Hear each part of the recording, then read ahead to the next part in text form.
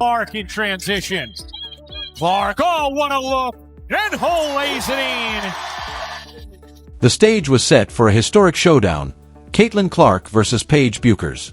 Two of the brightest stars in basketball, two prodigies whose talent had captivated the world.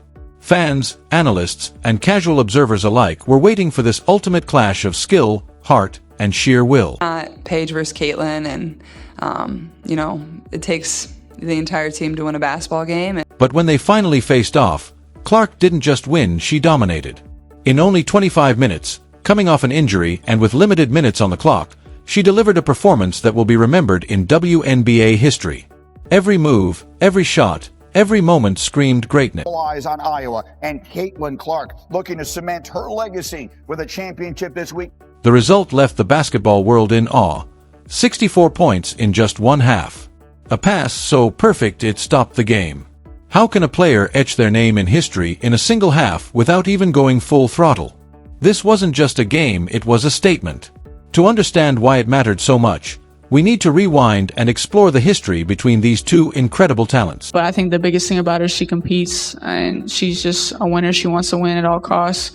So I know going into that, it'll be a great match. Clark and Bueckers have a rivalry that spans nearly a decade. They played together on USA basketball youth teams, faced off in high school tournaments, and eventually became the top players in college basketball. Clark at Iowa, Bueckers at UConn. The comparisons were inevitable. Two faces of women's basketball capable of filling any arena, transcending the game itself with their skill and flair. Their first truly unforgettable showdown came in the 2024 Final Four, where Iowa edged UConn 71-69 in a back-and-forth thriller filled with clutch shots and lead changes, a game destined for the history books. Bueckers responds from deep. That Final Four victory sent Iowa to the national championship, with Clark proving she had the upper hand, and Bueckers has been waiting for a rematch ever since. Fast forward to the 2025 WNBA draft. Clark, fresh off her Rookie of the Year campaign in 2024, had already cemented herself as the league's most electrifying new talent. Caitlin Clark, who was incredible from the free throw line, she misses the second free throw. Bueckers, after staying an extra year at UConn to chase a national title, went #1 overall to the Dallas Wings. Suddenly, the rivalry had a professional chapter. Fans and analysts circled the calendar, waiting for that inevitable first showdown in the WNBA. The opportunity finally came on June 27th in Dallas, but Clark was sidelined with a groin injury. It looked like she was definitely in some pain there. Missed 4 games with that groin injury. From the bench, Clark watched as Bueckers poured in 27 points with 6 assists. The Fever still won 94-86, but the real clash hadn't happened. Everyone knew it. The stage for the true showdown was set. On July 13th, inside a packed Gainbridge Fieldhouse in Indianapolis, the wait was over.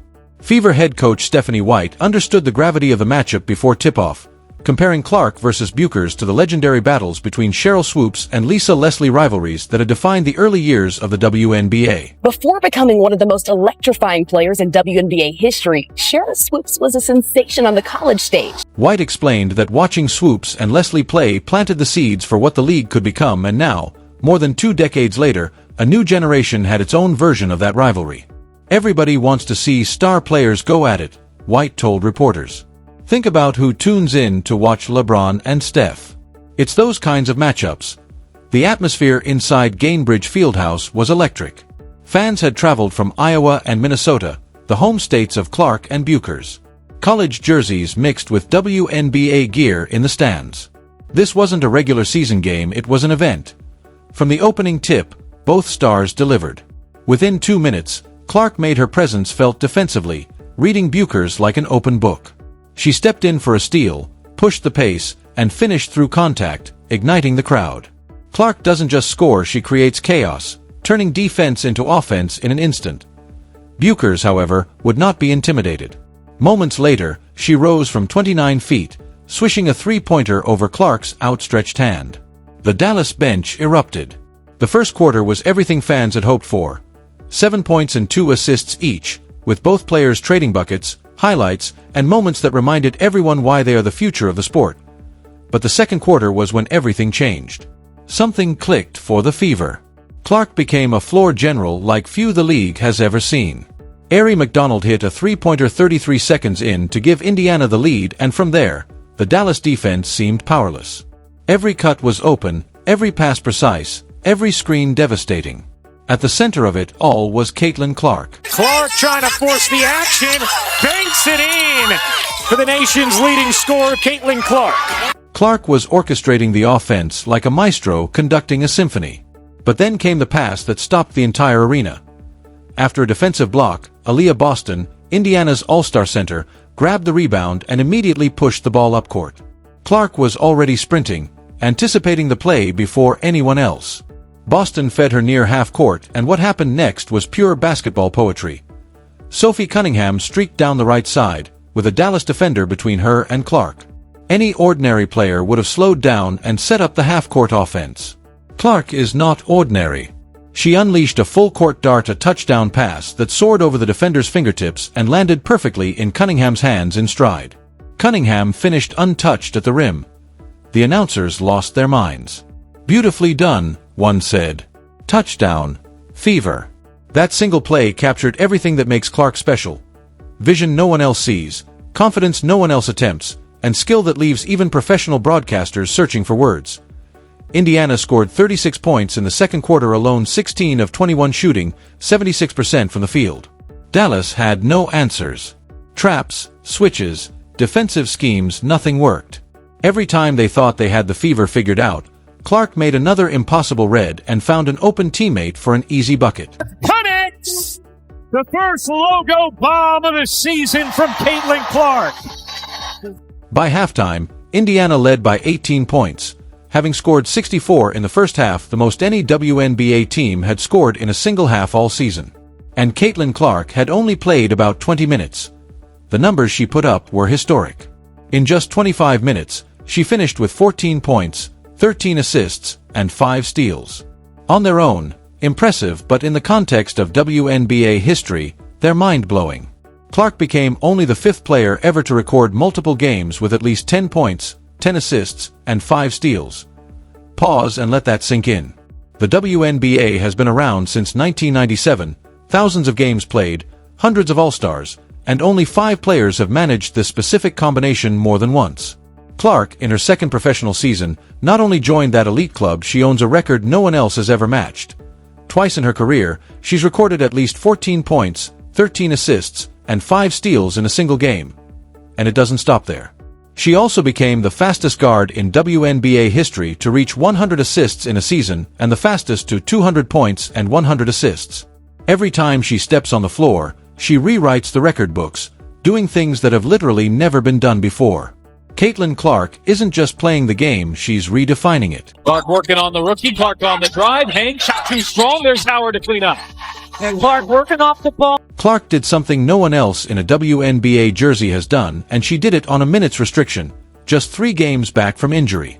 She wasn't even supposed to go all out, yet she orchestrated a 19-point blowout while playing barely half the game.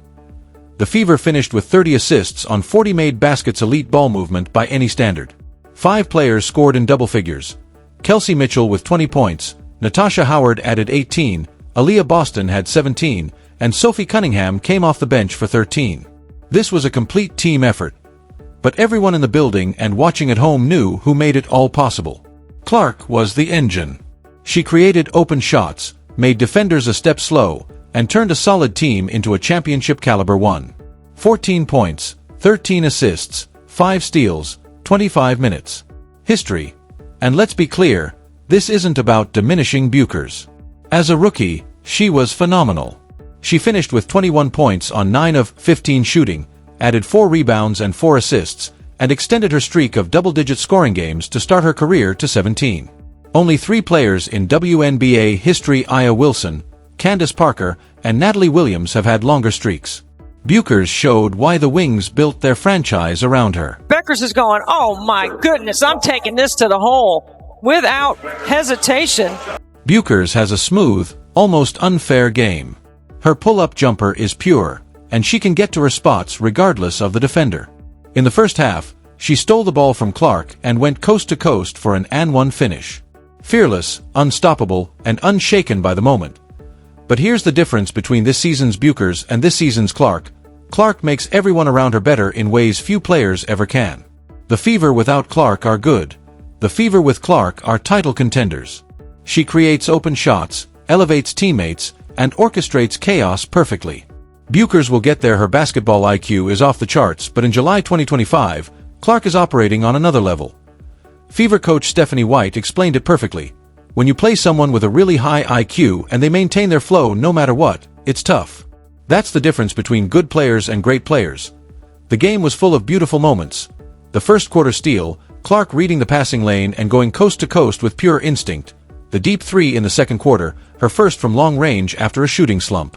She had studied Steph Curry's slump and used it as motivation, and when she hit the three from the logo, the crowd erupted. Clark was trying to redirect a pass. Clark, oh my!